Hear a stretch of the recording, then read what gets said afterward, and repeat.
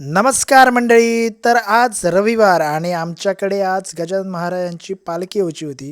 तर सकाळी न्हाले बिले आणि मी गेले पालखीक.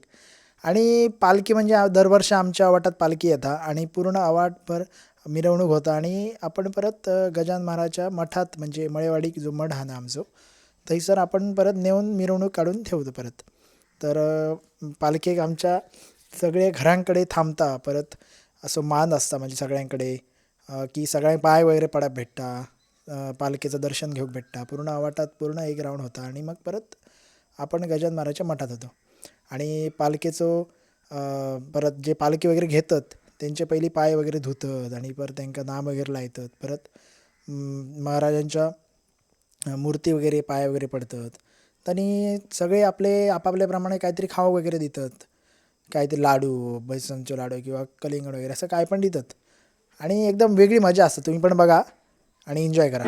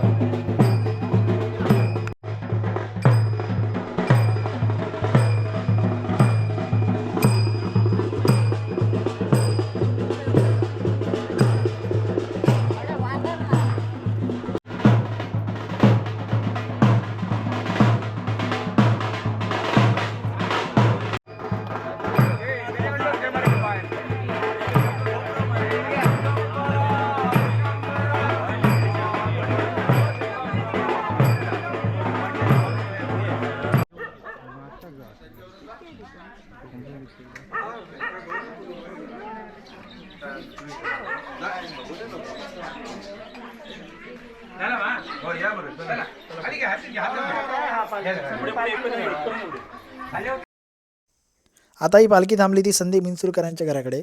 तर थंय थांबली. थंयसर पूजा वगैरे केली, आरती वगैरे म्हणून झाली. नंतर थंयसून आपण गेलो पुढे.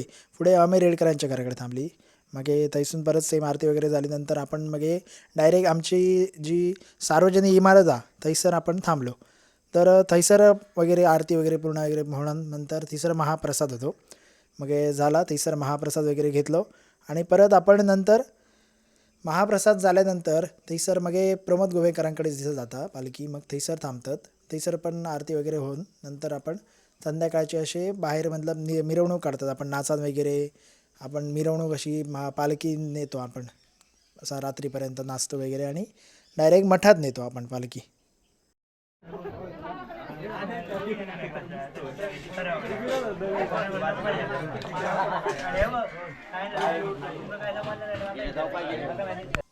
पालखीरवली बाजू ह्यांचा काहीतरी वेगळाच चालू होता. हे आपापली मस्करी यांची चालू जा.